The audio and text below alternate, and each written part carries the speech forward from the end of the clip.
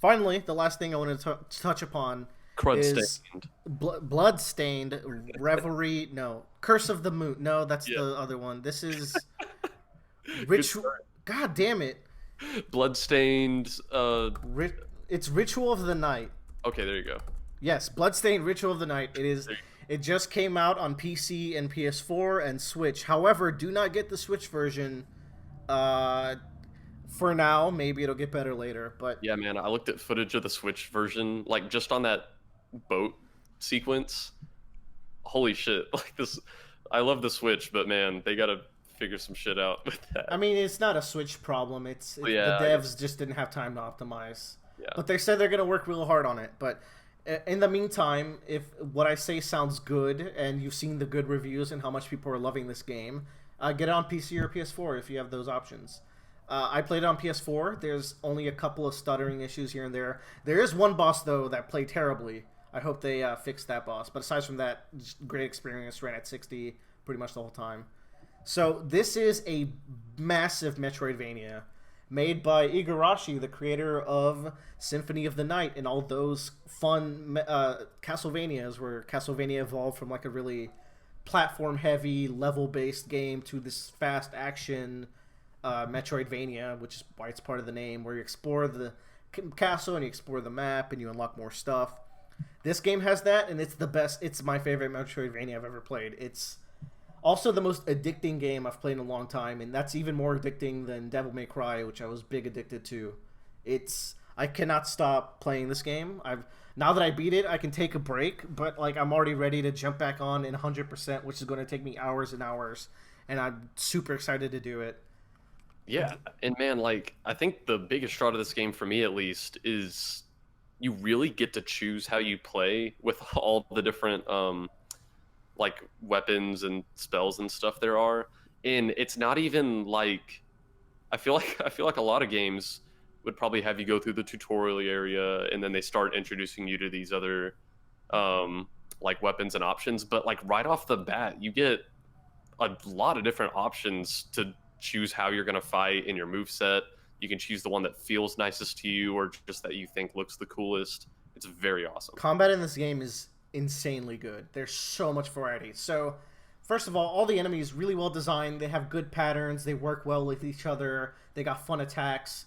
There's an enemy called Tomoko Death, who is a rock band player who's totally out of place. She's just like this teenage-looking girl demon who plays her guitar and shoots fireballs, and she's just there, and it's lovely. And then there's a giant dog enemy who's just a dog head, and he's just like a Rottweiler head. It's like, why is this here? There's so many like weird, goofy enemies, and on top of just like really badass looking ones. It's really fun to fight them, but the best part of fighting them, first of all, they drop so many things. Where with the crafting system in this game, which is super addicting, really good crafting and cooking system. But the enemies will drop shards on a random interval, and you can raise your luck to make them drop more. Shards can range from spells that you can equip, a directional based one where you can shoot it in a direction. You can equip just one where you press triangle and you'll just do it. And each spell has like a different effect, of course. And there's so many of them where you will run out of. There will be some you don't even get to try because you're trying others that you just got. Like you're constantly going to be getting more. You can Yeah, get passive spells, which if you level up a passive spell, it becomes a all the time passive thing that you don't even have to equip. Like you don't have to equip the shard, which is really fun. yeah, and I feel like some players will have different experiences than other players because like when we started my file, I think there was one shard I got that you never had. Yep, I didn't have it even after the fact because that enemy doesn't show up in later areas. Yeah, and that ended up being like my go-to. So it's like players could have like a very different experience with the game, where they each might get a shard that the other one didn't, and Uh, they decide to like base their play style around it. So I just think that aspect is so cool. I play this game completely different from how everyone I'm watching plays this game. That's how it goes, and just you get spells that are like you hold down the R1 button and each one does something different. Like there's one that is like a guard that goes all around you. There's one that just raises all your stats. There's one that turns you into a bunny girl, which with a brand new move set that's just for the bunny girls, and the moves grow and grow and grow as you level up that shard. There's one that makes you go fast. There's one that lets you summon a shadow clone. There's a lot of fireworks going off out there. Uh, there's and then there's familiars where you get this cool knight, you get this cute fairy, you get like a book, a flying sword, and they just attack and have spells on their own. Just so addicting in a match. And that's without even talking about the weapon skills, where a bunch of the weapons have skills that you can master. So one that Bradley got to do was this triple kick move. That's also really good. Aside from damage, you get to do 3 kicks.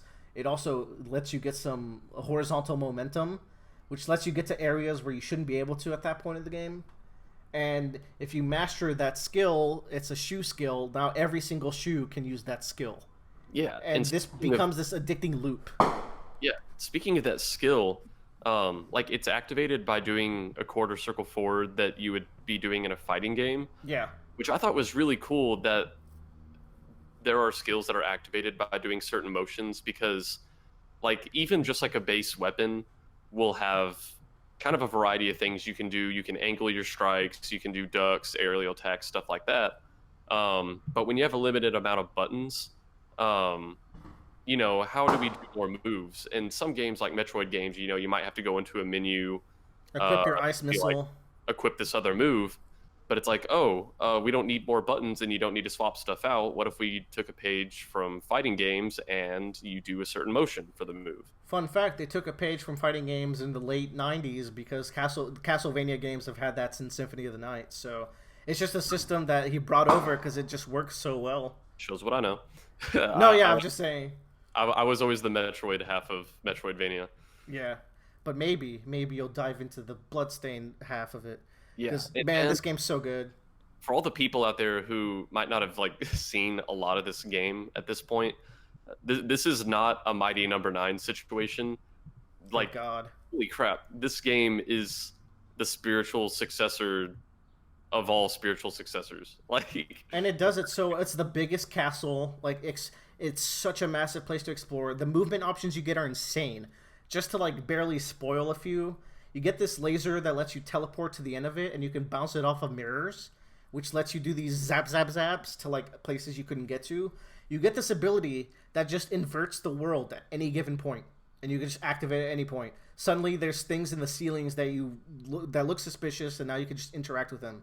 And that's just 2 of the many abilities that you get to like just interact with the world. What makes that even cooler is that as big as the map like already is, there's so many secrets and Easter eggs in this game that oh my god, it's so cool. You can also customize the way your character looks. My Miriam was looking rather cute by the end. I think this is clearly a game. Just by looking at it, you can tell this was like a passion project. Like, this is someone who really cares about what they were making. Not to mention, there's so much free DLC coming, including playable, like 2 more playable character that you can just play as in the whole game. And I know there's a randomized mode going, which I think will randomize the layout of the map. You know how those randomizers will randomize like Metroid and stuff like that? Yeah. They're just gonna build one into the game. Oh, so good. Because I can't wait. Because you know, if they didn't do that, someone would have tried to do that anyway. So they're like, you know what? We know people want this, so we're gonna do it. It's a big part of like what Metroidvanias have become. God, what else is worth bringing up? Like, where I won't kill too much time. The bosses are incredible. They're really fun. The one problem with this game is that it's visually jank here and there. It was made in Unreal with a lower budget, so there's some areas that look gorgeous. Like, the game will look gorgeous at times, but then the character models, like, they'll do like some weird animation. Like, there's this guy named Johannes who you meet early on. His walking animation is the worst thing ever, just straight up. Yeah, it's like Willard told me they clearly spent much more time on the main character than they did on the side character. Yeah, it really shows. But it's really worth your time. There's so many fun secrets that I won't get into them, but like, if you like Metroidvanias and you got $40 to spend, which is also less than your average game, get it. You can use a code to start off with hard and nightmare mode, which I didn't know, but like, I have now started a hard mode playthrough, and I'm gonna start a nightmare mode playthrough, and like, I'm gonna end up beating this game 3 times and also 100%ing it on my normal file throughout the months. That's where we're at. So yeah, That went Yeah. on for a while, but like that's what I got to say about Bloodstained. It's Yeah. really I good. if I had to cap it off, I'd say like it is refreshing to me to see a game where the developers care so much about both what they made and also the people playing it. There's also JoJo posing. There's the stone mask, Yes. and there's Joseph's breathing mask from part two. There So you all go. you Joe Hos and Joe Bros, Get get in on it. there. All right.